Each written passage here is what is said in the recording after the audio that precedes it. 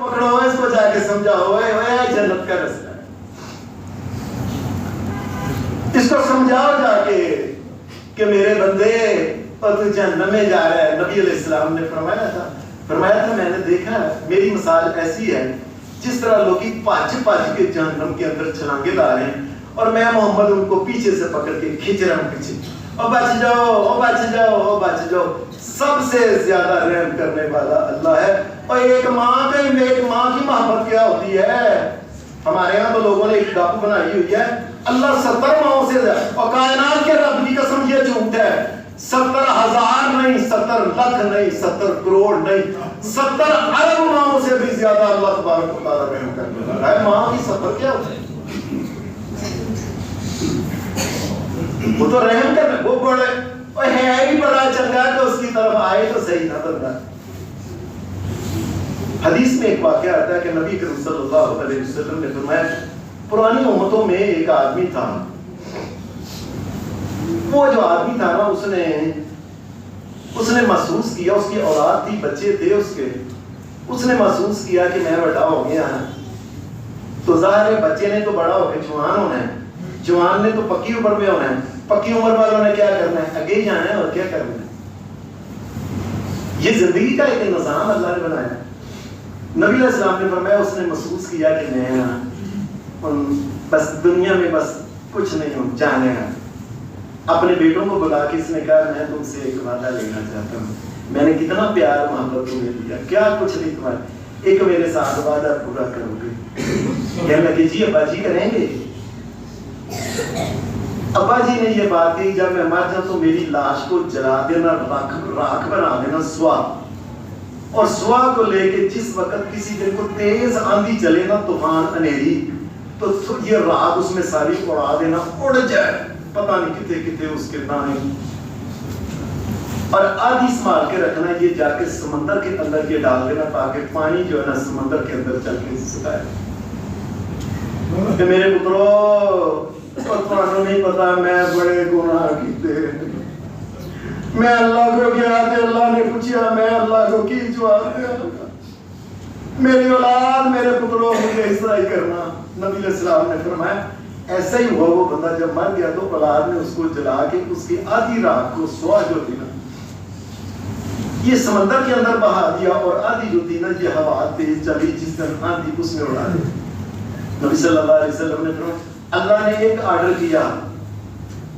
اے ہوا اے سمندر اس کا ذرہ ذرہ جو ہے یہ میرے سامنے پیش کر دو۔ اسی وقت ایسے دیکھتے ہی دیکھتے وہ سارے ذرے ذرے ہوا کے اندر سے سمندر کے اندر ادھر ادھر سارے اکٹھے ہو کے بندہ مار کے سامنے کھڑے ہو گئے۔ نبی صلی اللہ علیہ وسلم نے فرمایا اللہ نے اسے یہ بات کہی اے میرے بندے لما فعلت ھذا، یہ تم نے کیا حرکت کی ہے، کیوں یہ کام کیا ہے؟ جلوا کے اور پھر اس طریقے سے حدیث میں آتا ہے نبی صلی اللہ علیہ وسلم کی یہ بندہ کہنے لگا یا رب من خشیتک یا رب وانت عالم، یا اللہ تو میرے دل کی بات بھی جانتا ہے، مجھے ڈر پڑا آتا تھا کہ میں نے گناہ اتنے کیے، میں پکڑا گیا، میرے جتنے تو عذاب ہی نہیں کسی کو ہونا، ڈر پڑا آتا تھا اس لیے میں نے کہا کہ میں تیرے سامنے پیش نہ ہوں۔ نبی اکرم صلی اللہ علیہ وسلم نے فرمایا اللہ نے کہا اچھا ڈر گیا تھا تم، خوف آتا تھا کہ میرے بڑے گناہ، مجھے بڑی پشیمانی ہوتی میں نے کیا کیا، اور جا مرنے سے پہلے پشیمانی ہو گئی نا فاغفر لہ، آنے آسمان سے آیا اس کو کچھ نہ کہنا، اس کو میں نے جنت دے دی،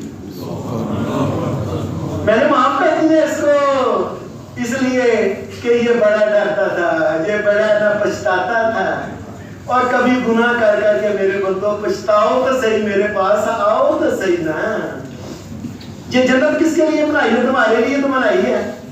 میں نے آدم علیہ السلام کو بنا کے، جنہوں آدم علیہ السلام نے ابھی ایک نماز نہیں پڑھی تھی، آدم علیہ السلام نے ابھی کچھ کام نہیں نیک کیا تھا، بنایا، فرشتوں سے سجدہ کیا، اور کیا چل میرے بندے جنت کے اندر چل، اس کو انت وزوجک الجنہ، جا تو اور تیری بیوی، اور بندیا میں نے تجھے بنایا ہی جنت کے لیے ہے۔ یہ تو تجھ سے غلطی ہوتی ہے، غلطی ہو کے تو جنت سے نکلا تھا، میں نے تو تجھے جنت کے لیے سنایا۔ یاد رکھو لوگوں، ایک بڑی اہم بات یاد رکھنا، ہر بندہ دھیان سے سن لے، قیامت کے دن اللہ نہ کرے، اللہ نہ کرے، اللہ نہ کرے کہ کوئی جہنم میں جائے، اور لوگوں بات سن لو، قیامت کے دن جہنم کے اندر جانے کی وجہ یہ نہیں ہونی کہ اس کے نامہ اعمال کی نیکیاں تھوڑی ہیں، نہ نہ نہ، وجہ کیا ہونی ہے؟ اور بے شک جتنے مرضیہ گناہ کیے تھے توبہ تو کر لیتا نا میرے بندے، توبہ اس نے نہیں کی، اگر توبہ کر لیتا میں اس کو معاف کر کے جنت دے دیتا۔ یہ بات سن لو، نیکیوں کی کمی کی وجہ سے کوئی جنت میں، کوئی جہنم میں نہیں جائے گا،